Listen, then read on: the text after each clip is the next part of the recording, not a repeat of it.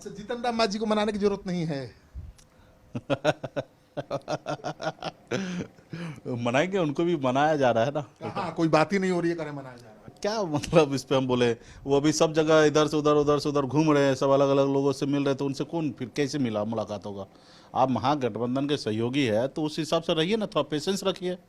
आप कल उस पार्टी, परसों उस पार्टी, तरसों उस पार्टी से जाके मिलिएगा, कभी नीतीश जी से मिलिएगा, कभी एमआई से मिलिएगा, तो 50 जगह मिलिएगा, तो फिर हम लोग कहाँ से क्यों कैसे मिलेंगे जाके? उपेंद्र कुशवाहा तो किसी से नहीं मिल रहे हैं, उनको उनकी सीट क्यों फाइनल 2 नहीं घंटा हुई? पहले मेरा बातचीत हुआ उपेंद्र जी से। क्या उनका फाइनल हुआ सीट आपका जैसा हुआ? वो भी हो जाएंगे, ठीक है, अच्छा, वो भी हो जाएंगे। सीट बंटवारा होना है पटना में, तो उपेंद्र जी भी दिल्ली रहते हैं ज़्यादा, तो बंटवारा तो बिहार में होना है। तो चुनाव आयोग ये साफ कर चुका है कि समय पर ही चुनाव होगा और बिहार की राजनीतिक गतिविधि भी बहुत बढ़ गई है। महागठबंधन के नेता जो अब तक चुनाव का विरोध कर रहे थे, अब सीटों के बंटवारे में जुट गए हैं। मुकेश सहनी सन ऑफ मलाह के नाम से मशहूर हैं, आप जानते ही हैं, वीआईपी पार्टी के सुप्रीमो हैं। इनकी डील भी हो गई है, इनकी सीटें तय हो गई हैं। अब यहाँ पहुँचे हुए हैं आरएलएसपी के प्रधान प्रवक्ता अभिषेक झा। अभिषेक जी, मुकेश सहनी जी ने डील कर लिया, आपकी डील कब तक होगी? देखिए, डील की बात नहीं है, बातचीत तो सब लोगों में लगातार चल ही रही थी और एक जो फाइनल रूपरेखा है बहुत जल्द चुनाव से पहले, तो हम लोग देख रहे हैं कि चुनाव समय पर होने की घोषणा लगभग हो चुकी है।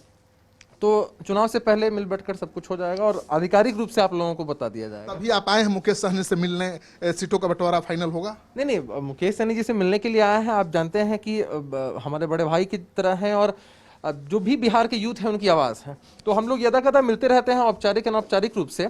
तो चूंकि लगातार दौरा करके आए थे यहाँ पटना और बहुत दिनों से मुलाकात नहीं हो पाई थी व्यक्तिगत रूप से, तो चर्चा के रूप में है, इसको इस तरह से जोड़ के सीटों के बंटवारे को लेकर बातचीत चल रही कि नहीं, बताइए। देखिए, सीटों के बंटवारे को लेकर तो अब यहाँ बड़े भाई बैठे हुए हैं, आदरणीय उपेंद्र कुशवाहा जी हैं, तेजस्वी जी हैं, मांझी जी हैं, सब लोग बैठकर इस बारे में डिस्कस कर ही रहे होंगे। उपेंद्र कुशवाहा जी तो लगातार दिल्ली में बने हुए हैं, सीट की बातचीत कैसे होगी? देखिए, दिल्ली में यही तो जानकारी है, अभी तो दिल्ली से आए हैं वो, और कुछ दिन पहले भी बिहार में ही थे, अपने क्षेत्र में भी गए थे। अभी ही आप लोगों ने खबर भी चलाई कि भाई हमारी एक मीटिंग थी, उस पर प्रशासन की तरफ से लॉकडाउन के उल्लंघन का केस भी कर दिया गया था। तो लगातार जनता के बीच बने हुए हैं, ऐसी कोई बात नहीं। तेजस्वी यादव के साथ बातचीत नहीं हो पा रही? देखिए, अब तेजस्वी यादव जी से उनकी बातचीत नहीं हो पा रही है, ये बात अब कैसे ये कहा जा सकता है, या आप कैसे कह सकते हैं? हम खबर तो यही है ना भाई, बातचीत अभी तक नहीं। खबर की ऑथेंटिसिटी पर एक क्वेश्चन मार्क होता है। आपके हिसाब से आपने कहा कि बात नहीं हो रही, अब बातचीत क्यों नहीं होगा? आपका खबर गलत है, सब बातचीत हो रहा है, सब एक दूसरे से बातचीत हो रहा है, कहीं पे कोई नहीं। आपका सीट फाइनल होगा, इनके कहा? पहले हमारे उपेंद्र कुशवाहा जी से बातचीत हुआ है, हर पॉलिटिकल पार्टी जितने भी हमारे सहयोगी है, सबसे लगातार एक दूसरे को संपर्क में है, बातचीत हो रहा है।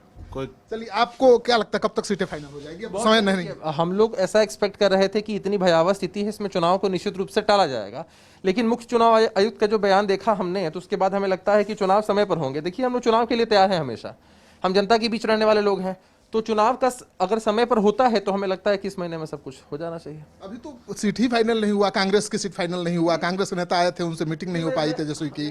आपकी पार्टी के नेता के साथ तेजस्वी जी की मीटिंग नहीं हुई है, जीतन राम मांझी अलग बैठे हुए हैं, आप कह रहे हैं कि सब कुछ फाइनल हो गया। देखिए, फाइनल नहीं हुआ, मैंने ये नहीं कहा कि फाइनल हो गया है, फाइनल होकर आधिकारिक रूप से आपको बता देंगे। समय है, कुछ समय। देखिए, मैंने हमेशा इस बात को कहा है कि परीक्षा की तैयारी नहीं की जाती है, परीक्षा के लिए हमेशा तैयार रहा जाता है। हम लोग चुनाव के लिए हमेशा तैयार है, जनता के बीच में रहते हैं, तो किस सीट पर कौन सा किस पार्टी का कैंडिडेट होगा, इसको एक फाइनल रूपरेखा देकर आप लोगों के सामने रख दिया जाएगा। तो मुकेश सहनी किस हद तक मददगार होंगे सीटों के फाइनलाइजेशन?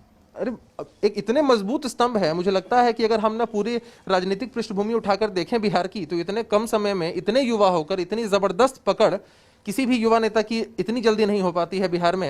और उन्होंने 2019 में 2019 के जो चुनाव थे उसमें इतना जबरदस्त परफॉर्मेंस दिया था। भले ही चुनाव हार गए हों हम लोग, लेकिन वोट्स इनके समाज के लोगों के या बिहार की जो आम आवाम है वो इनका जुड़ाव बहुत जबरदस्त है, और निश्चित रूप से इस चुनाव में भी फायदा हमें होने ही वाला है। तो मुकेश सहनी पर सभी घटक दलों की नजर टिकी हुई है और सभी दल मानकर चल रहे हैं कि ये मध्यस्थता करेंगे तो बहुत जल्द ही सीटों का बंटवारा हो जाएगा। हालांकि अभी पेच बहुत फंसा हुआ है, मुकेश सहनी की सीटें तय हो गई हैं, लेकिन अभी उपेंद्र कुशवाहा की सीट तय होनी है, कांग्रेस के साथ डील अभी फाइनल होना है। जीतन राम मांझी क्या करेंगे किसी को पता नहीं, क्योंकि चुप्पी साधे हुए हैं और कहा जा रहा है कि एक सप्ताह के अंदर बड़ा खुलासा करने वाले हैं, और वो खुलासा मेरे हिसाब से ये होगा कि वो जेडीयू जाने वाले हैं।